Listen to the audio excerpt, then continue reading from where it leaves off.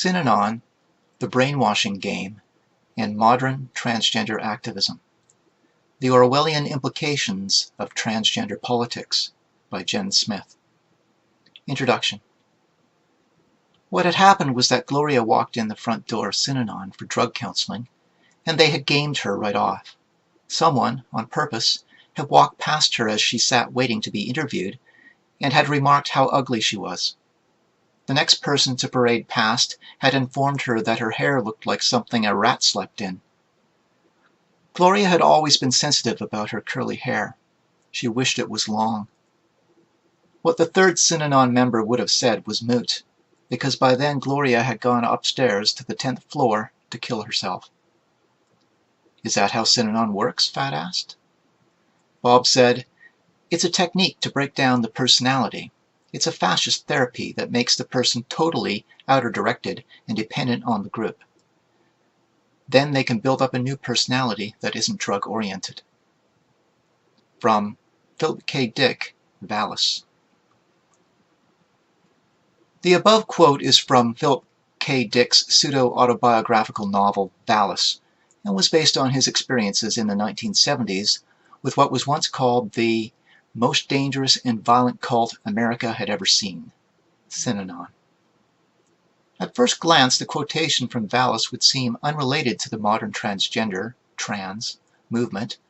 However, my experience with opposing trans-activism has led me to the conclusion that the activist element in the trans community has become, and uses, knowingly or unknowingly, the techniques of cults such as Synanon.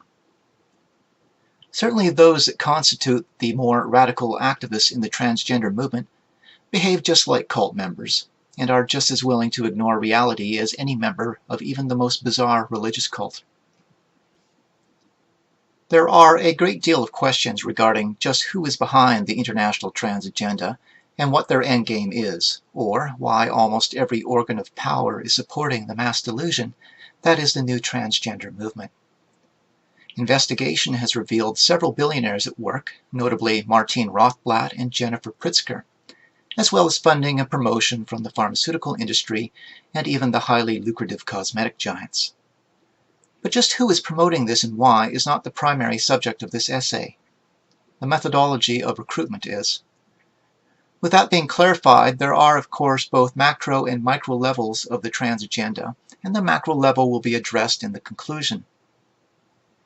It should be noted from the outset that the goal of this essay is not to draw exact equivalencies between Synanon and transgender activists, only to illustrate similarities in the basic psychological processes or agencies that facilitate transgender use becoming part of radical transgender activism, which is typically centered on various online social media forums.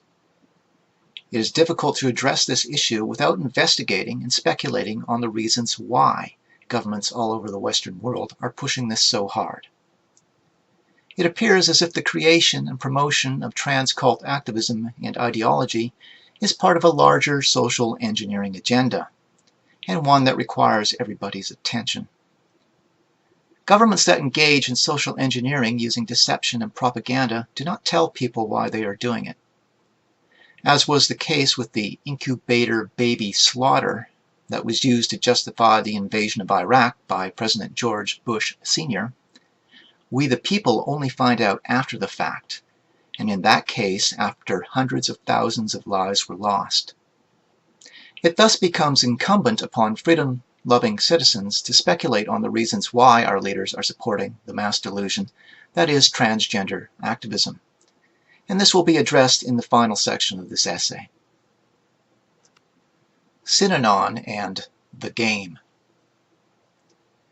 Power is in tearing human minds to pieces and putting them back together again in new shapes of your own choosing. From George Orwell, 1984.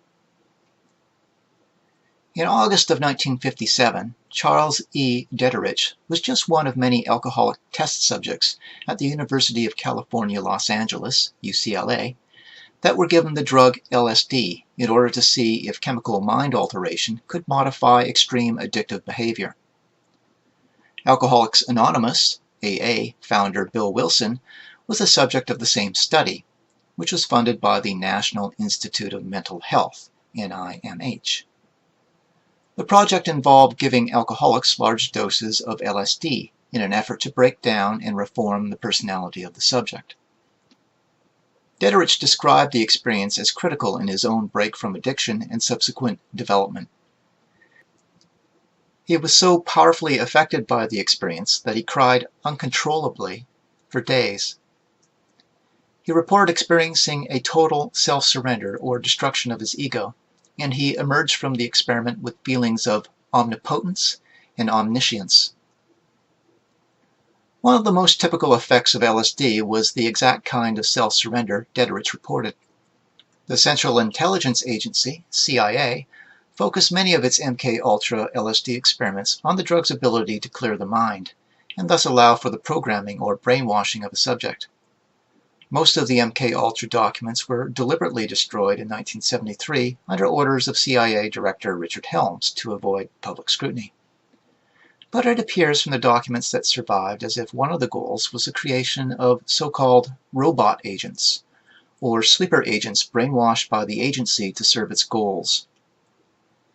Dederich realized, apparently on his own, that it was this destruction of the self, or ego, that allowed him to break from his bad habits and begin shaping a newer, more powerful self. This loss of ego thus became a focus not only for Dederich's later theories on drug rehabilitation, but Bill Wilson also came to the conclusion that the ego has to be crushed in order to reform or control an individual's behavior. After his experiences at UCLA, Dederich himself joined AA and quickly became a fanatical member and a popular speaker. He also became obsessed with Ralph Waldo Emerson's brilliant essay, Self-Reliance, and apparently took to heart, literally, Emerson's suggestion that he should, quote, be wholly his own man and in turn the founder of a sect, end quote, which is exactly what he did in 1958 when he founded Synanon. Synanon, originally named the Tender Loving Care Club, was designed initially just for the treatment of drug addicts, using techniques developed in AA, but with a more intense focus on breaking down personalities/egos. While he recognized the power of LSD to induce the required state of total ego surrender, Dederich concluded that drugs could not be used to reform drug addicts, and were ultimately too unpredictable in terms of outcomes, as the UCLA LSD experiments concluded as well. Thus he turned to what he called the, quote, ego-crushing power of peer pressure, end quote, as the best way to break down the individual's former drug-oriented personality and force them to utterly reject their previous lives. Dederich coined the now popular expression, quote, today is the first day of the rest of your life, end quote, as a kind of comment on the fact that the initiate's former self and life had to be totally abandoned. His drug rehabilitation rates were very high. It was the first private institution to actually cure heroin addiction, largely as a result of one particularly effective tactic. The centerpiece of Dederich's drug rehabilitation program was a confrontational technique he called the game, which involved hurling insults and profanity at an individual and picking apart every aspect of their being until they felt totally worthless and unable to resist. Hence the insults directed at Gloria in the Philip K. Dick quote. But in an actual focused game session, a synonist, or experienced former drug addict, would lead an all-out group assault on the person. The technique, which could last for days or weeks, eventually led to an emotional breakdown and complete psychological exhaustion in which the person disavowed their former selves in ways completely. Once the former self has been rejected, the group can work to, quote, build up a new personality not drug-oriented, end quote. This kind of intense and prolonged assault had much in common with some of the psychic driving techniques employed by Dr. Ewan Cameron in his ghoulish MK-Ultra experiments conducted in Canada. The game was recognized by Dederich and others as a form of highly effective brainwashing. Its ability to break down drug addicts and reshape them garnered Synanon the attention and financial support of Fortune 500 companies, Hollywood stars, and an endorsement from LSD guru Tim Leary. Eventually, Synanon expanded its focus to include prostitutes and other troubled personalities, and courts began sending Synanon young offenders to reform. Prostitutes were subjected to intense shaming. Some had their hair shaved and were made to admit their wretched lies, which of course tended to throw them into complete emotional breakdowns, after which it was all love, group hugs, and promises that today was indeed the first day of a brand new life. Synanon graduates became so dedicated that they eventually began giving up their outside lives and living with the group full-time, and formed radical recruitment teams to seek out and bring in new members. The hair shaving technique became a common practice used on all troublesome members. Thus, society at large began associating followers with shaved heads and confusing them with religious cults such as the Hare Krishnas. Synanon's success resulted in countless cult-like copycat rehab organizations that used the same game tactics, including another well-known group named Straight Inc. Straight Inc. was founded by a good friend of the Bush family, former U.S. Ambassador to Italy, Melvin "Mel" Sembler. After creating Straight, Sembler also created several spin-off groups, all modeled loosely on Synanon's tactics. The Seed was one of those spin-offs. Sembler, interestingly enough, was friends with Robert Pritzker and sat with him on the board of the American Enterprise Institute for Public Policy Research. The Pritzker family has been heavily involved in funding transgender activism today, particularly via Jennifer, formerly James Pritzker. More recently, Sembler was appointed vice chairman of the Trump Victory Committee and remains one of the most influential men in Washington. Straight became almost as popular as Synanon and was endorsed by former drug czar, for Richard Nixon, Robert L. DuPont, and later by Nancy Reagan, who made regular high-profile visits to Straight offices. DuPont oversaw a federal grant of almost $2 million to start Sembler's spin-off group, The Seed. In conjunction with CIA subcontractor and mind control specialist Ruth Fox, Straight expanded and refined Synanon's game by creating something they called rap groups, which were comprised of nothing but peer group members, all graduates, who were all of the same age and would be locked in a room with new members all day. The rap group would also bombard the person with insults and questions designed to totally break them down. They called this tactic tough love, which has been in the popular lexicon ever since. The Straight operators discovered that age-specific peer pressure was more effective than just the general group pressure Synanon used. Fox stated that the goal was to change behavior in such a way that addictive personalities would become addicted to people, the group, instead of drugs. The average age of Straight recruits was 17, with members as young as 12 and 13. The therapy, thus, was conducted initially almost exclusively by teens who were schooled in emotional bullying techniques, with the smartest and most effective leading. Both Straight and Synanon were eventually forced to close their doors due to allegations of abuse of members and violence against opponents, which led to crippling lawsuits. Although Straight would be reborn in the guise of the Drug-Free America Foundation, still operating, and which, coincidentally, gets much of its funding from the pharmaceutical industry that is also funding and supporting transgender research and activism. The transgender game and those that support it.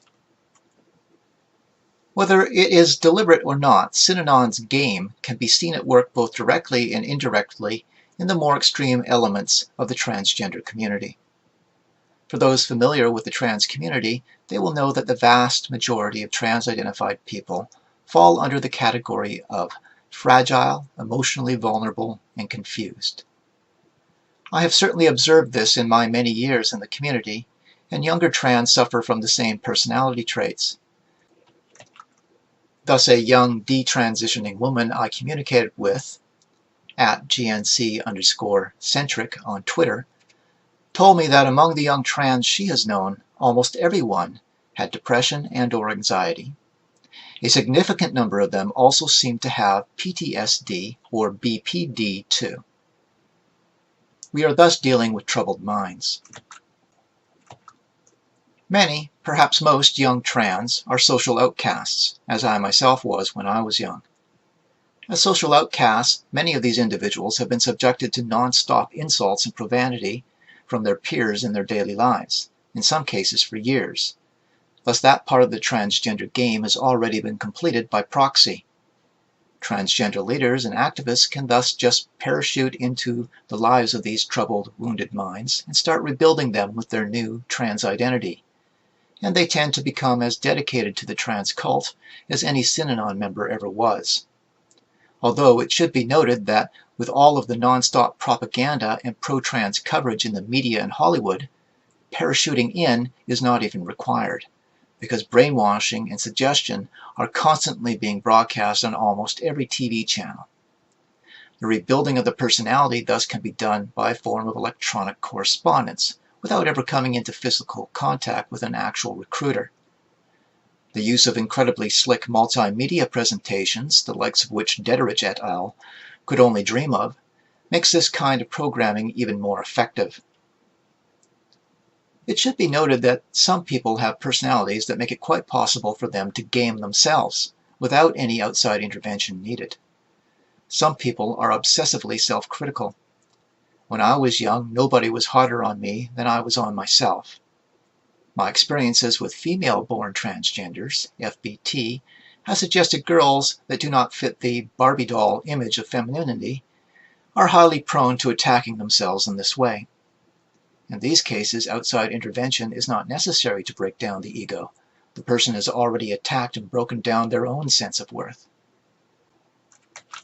Synanon expert Paul Morantz spoke to this in his essay, The Devil and John Walker. Quote, "Those who already had a negative self-image or identity confusion, plus inclinations toward all or nothing emotional alignments, were most susceptible to the influence of cult brainwashing. And the most vulnerable, often, were teens and young adults, whose identities were still taking shape, who were still idealistic and emotionally polarized, and who were dissatisfied with society," end quote, at large. All of these characteristics, of course, are ubiquitous in trans-identified individuals. While much of the gaming has been performed either externally by society at large or internally by the individuals attacking themselves, there are also what appears to be more overt attempts at using game-like tactics, specifically against opposition from less radical elements in the community. When I, as a transgender person opposed to child indoctrination and the destruction of women's safe spaces and programs, began speaking out, I was immediately attacked quite viciously by numerous trans activists who engaged either knowingly or unknowingly in a textbook example of the game. They hurled non-stop insults at me, insulted every aspect of my appearance and identity. They said I was fake, pathetic, just a dirty old man, and pounded me relentlessly with one personal insult after another. Classic gaming. When it became clear to them they had finally upset me emotionally, and that I did not appear to be resisting anymore, they suddenly changed tone and assured me that if I just came to a realization that I was wrong and they were right, that I too could be a real, beautiful, genuine trans, and we could all triumph against trans oppression together. This latter stage of rebuilding is standard in Synanon-styled behavior-modifying cults. It was when they began rebuilding me after tearing me down that I realized that I was in fact being gamed by these people. When my tone changed, the insults came at me fast and furious again. This type of temporary breakthrough was common in Synanon when gaming somebody. A person might initially be broken down, but then get a second wind of defiance and reassert themselves. Thus many days or weeks of gaming attacks and surrenders might be necessary to finally break a particular individual down. Whereas Synanon would break down the recruit and then build up a new personality not drug-oriented, trans activists break down potential recruits and then build up a new personality not traditionally gender, or what they call cisgender-oriented. Miranda Yardley is a transsexual male who has been researching and critiquing radical trans activism for several years now, and is probably one of the foremost experts on the topic. In a private communication, Miranda noted, quote, There are clearly aspects of culture's behavior in modern trans activism. There are some core tenets which everyone is required to believe. For example, that gender identity is innate and takes precedence over biological sex, and that trans women are real women. It has its own language or redefines existing language to suit its purposes, generally emptying established words like woman and even transgender of meaning. Those who break the key rules are punished severely, excommunicated. There is no debate, no discussion of ideas. Heretics and critics are dehumanized, branded TERF and transphobe, with little consideration of what these words actually mean." End quote. Yardley's observation on the brutalization of language is important here and worth an essay on its own. In his book Kingdom of the Cults, Walter Ralston Martin observed a similar attack on language by Christian cults. Martin noted it seemed as if there was a deliberate attempt to confuse language and rewrite the meaning of words, making communication either difficult or impossible. If you can distort language, you can distort reality itself. As propaganda expert and journalist Stella Morabito has observed, the current trans propaganda, quote, requires more than ever that the bystander reject physical reality in order to accommodate ever-shifting perceptions of others. This is huge. It requires us to reject our own physical reality and question our own gender identity. End quote. Trans activism today is largely connected and organized via various online social media sites such as Twitter, Tumblr, and Facebook.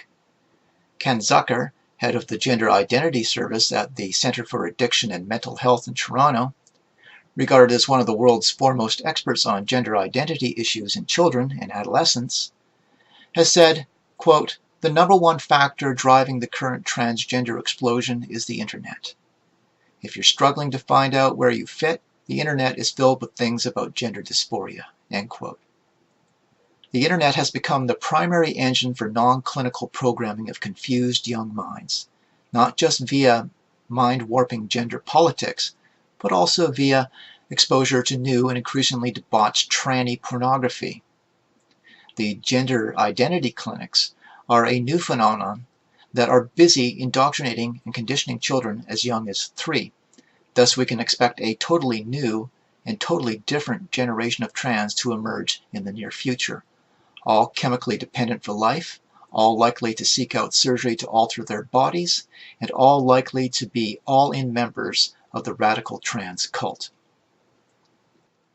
While Synanon utilized a brainwashing technique called the think table, in which daily messages and support would be broadcast each morning to the breakfast table, People's Temple founder Jim Jones used a similar system.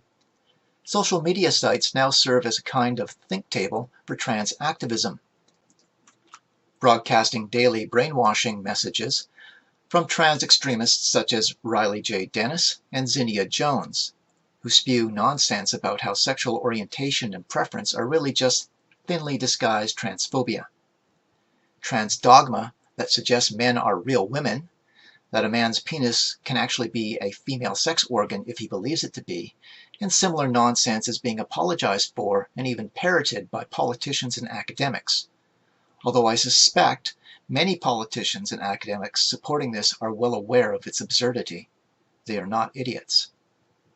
That so many people in the community at large are spontaneously piling on to the man can be a real woman bandwagon, I think goes to affirm Emerson's contention that, quote, infancy conforms to nobody, all conform to it, so that one babe commonly makes 4 or 5 out of the adults who prattle and play to it, end quote.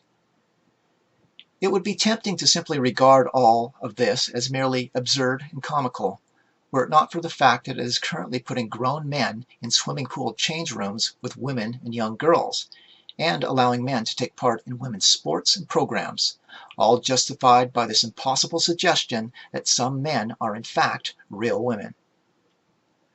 Dr. Robert Lifton, an expert on brainwashing and author of The Nazi Doctors, noted that all cult behavior modification and indoctrination systems involve an, quote, excessive emotional experience demanding total self-surrender, end quote. taking the candidate to the point of total self-surrender was found to be a prerequisite of all effective brainwashing. And in this sense, pre-trans youths are already blank slates awaiting a new identity, because there can be no greater rejection of the self than to reject one's own body and biological self. Destroying the family unit. Total self-surrender necessarily involves pulling away from anybody that would pull you back to former ways of thinking and behaving.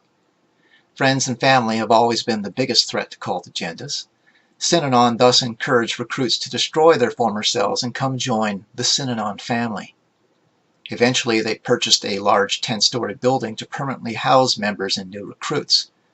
One of America's leading cult experts, Margaret Singer, observed that one of the most important steps in all brainwashing is to keep recruits away from their real families. The group must now become the family of the recruit. She writes, quote, "Many of the groups refer to themselves as the family in one way or the other, and emphasize, we are your new family now. Several of the groups tell members, eventually, that their parents are satanic, or otherwise disparage them." End quote. Cult leader Jim Jones was so worried about the influence of family that he actually rounded up his followers and fled the country to avoid them. Charles Manson, too, kept his family away from their real families. If real family members showed up, he threatened them with violence so they would not come back. Interestingly, Manson did time in Terminal Island Prison when it had set up a Synanon program to treat prisoners. It is unclear if Manson himself was in the program, but he clearly used gaming tactics as well as LSD. As the cult model would predict, we can see transgender activists encouraging youths to break away from their families if they are not supportive of their new transgender identity. A good example of this can be found in the guise of Charleston College philosophy professor Rachel McKinnon. Fourth Wave Now has chronicled McKinnon's antics. McKinnon was born male, is still male.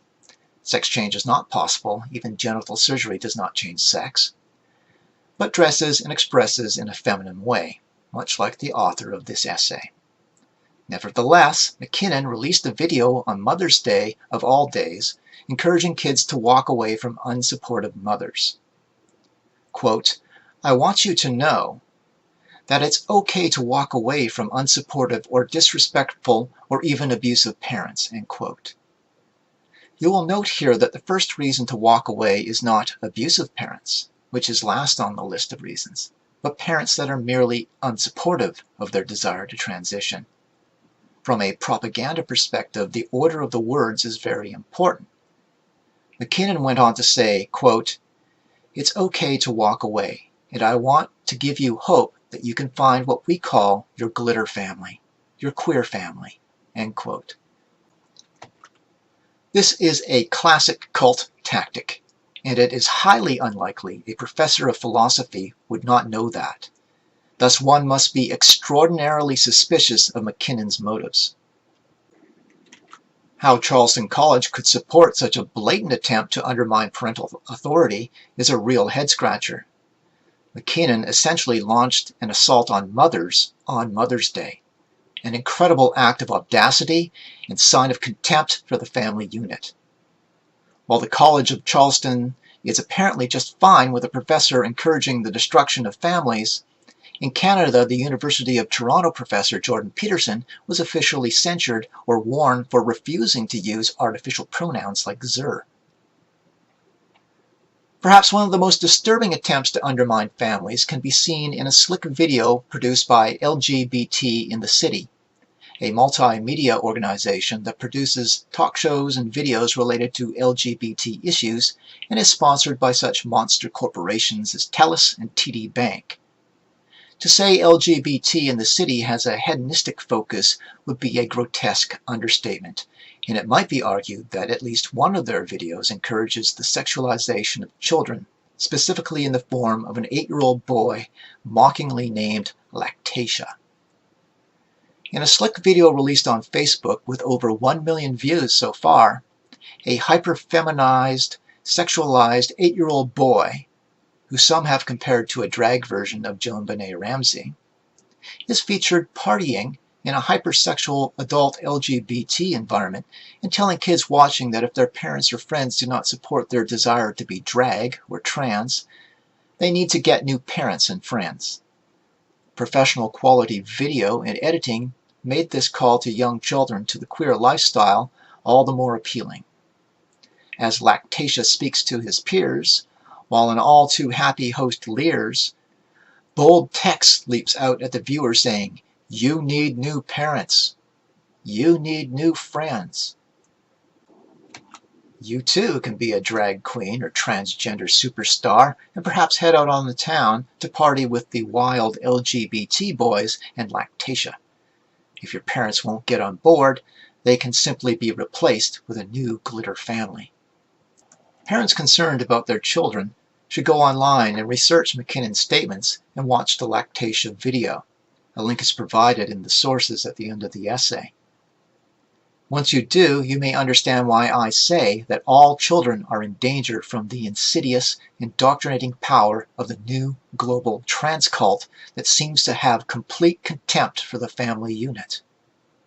All right, boys and girls and everything in between, stop what you're doing because tonight we're with the fabulous Lactatia. How are you?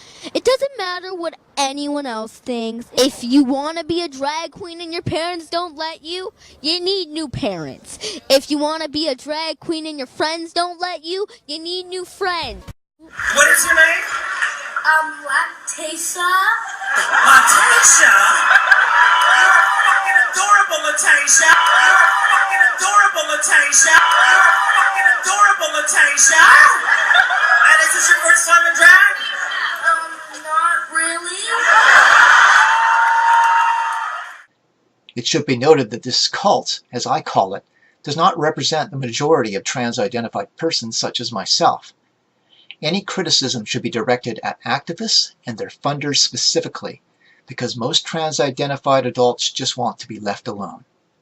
Unfortunately, most of those I have encountered in transgender rights support or activist groups have shown all of the classic signs of cult psychology covered in this essay. Implications of the trans cult agenda. Control of thought is more important for governments that are free and popular than for despotic and military states. The logic is straightforward. A despotic state can control its domestic enemies by force, but as the state loses this weapon, other devices are required to prevent the ignorant masses from interfering with public affairs, which are none of their business. From Noam Chomsky, Deterring Democracy. The reader needs to understand that the question raised in this essay is not so much whether the trans agenda activists are deliberately using cult techniques, or whether the young people caught up in its spell are actual card-holding members of a trans cult. The characteristics, tactics, and methodologies of cultism are present nonetheless. Although I do believe there is a conscious gaming going on, it does not have to be conscious to be a factor.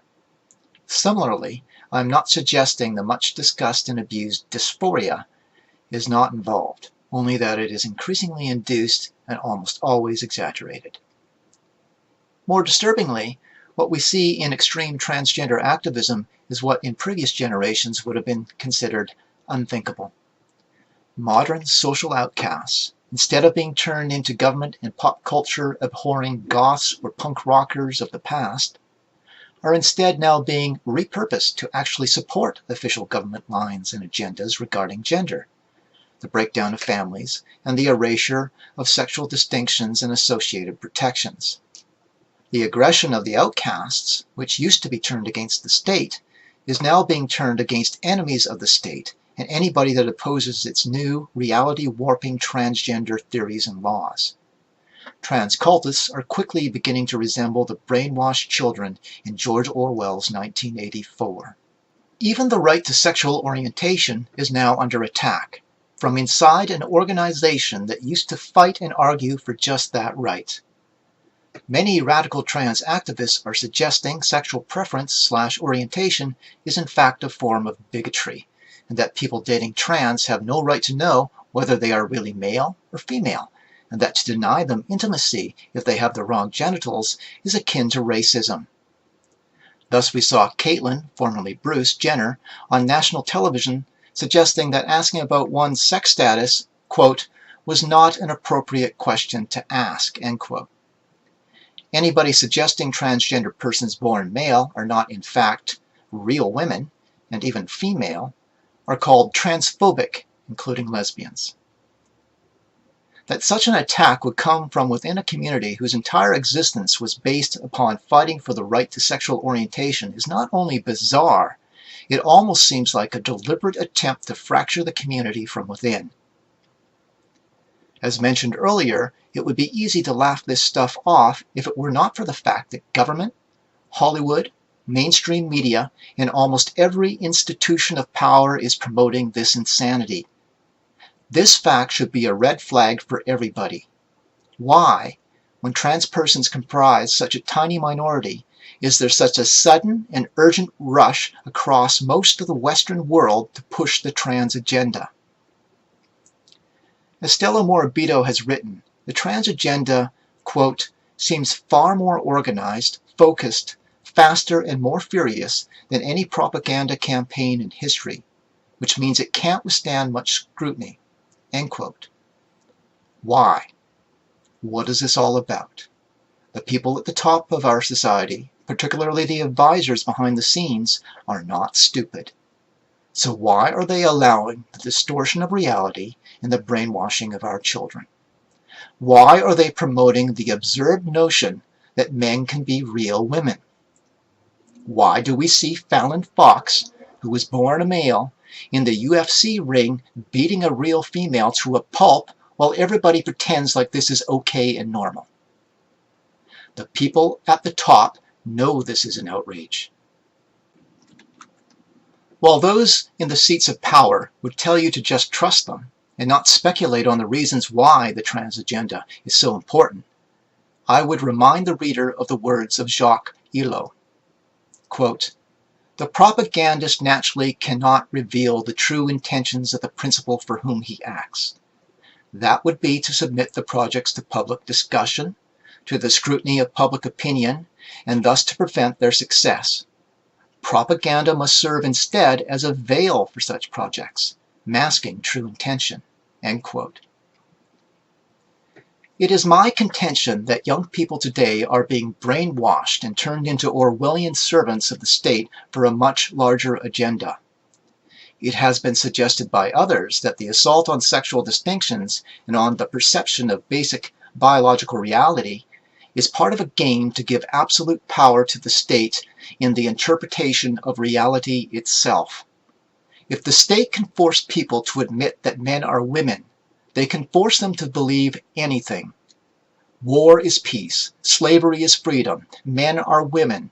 All of these are equally contradictory. In this sense, it almost appears as though we have a pre-fascist attempt to turn the whole of society itself into a brainwashed cult, much as we saw in Nazi Germany. Such statements might seem fantastic, but again, we just need to look at the history of the 20th century for lessons on why distrust of government and elite power is not only a good thing, but absolutely critical in protecting society against the rise of totalitarianism. Erich Fromm observed the rise of fascism firsthand and noted, quote, when fascism came into power, most people were unprepared, both theoretically and practically. They were unable to believe that man could exhibit such propensities for evil, such lust for power, or such a yearning for the submission of the population, end quote. At this point in human history, there should be no question, it should not even be controversial, that political leaders and their supporters can become power-mad and capable of the most insidious, carefully planned and executed, far-reaching evils imaginable. To ignore this capacity is irresponsible.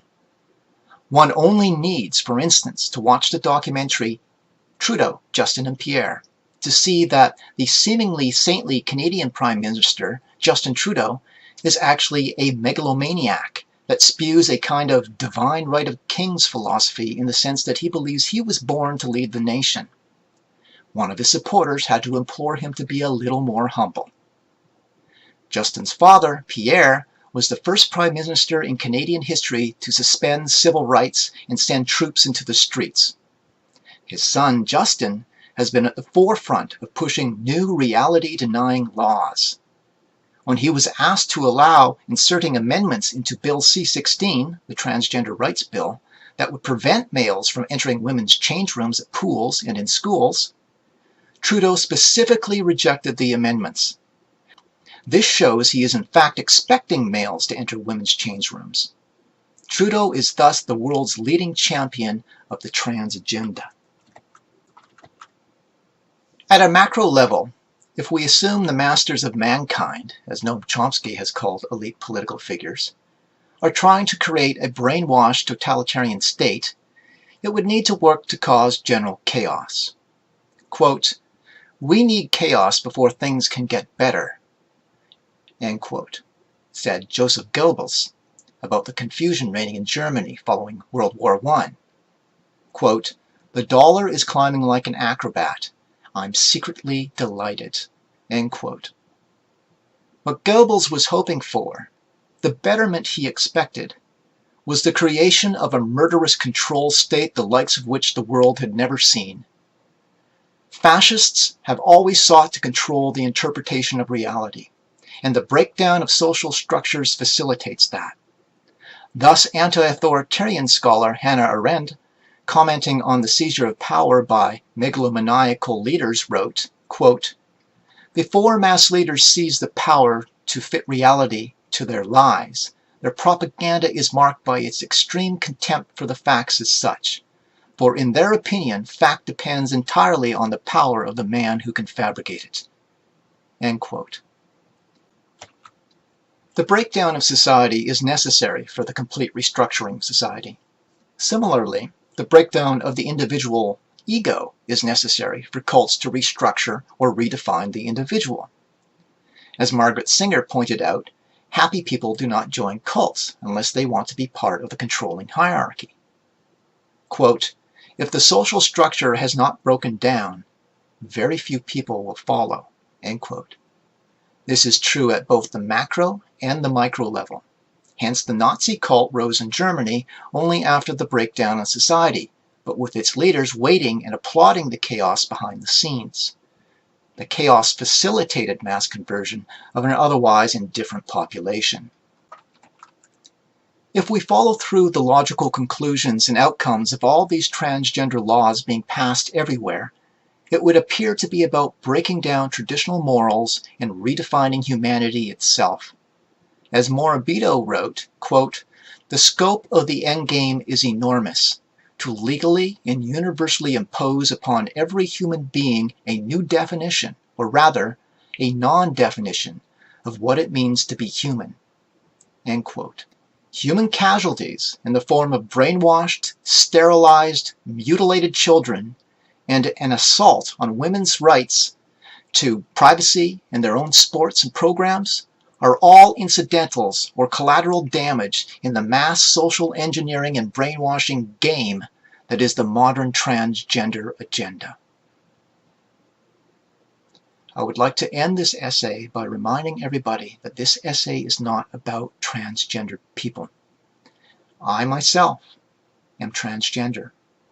They are a mere tool. Do not focus on the tool being used. Focus on the hands that are wielding it. Most transgender people just want to be left alone.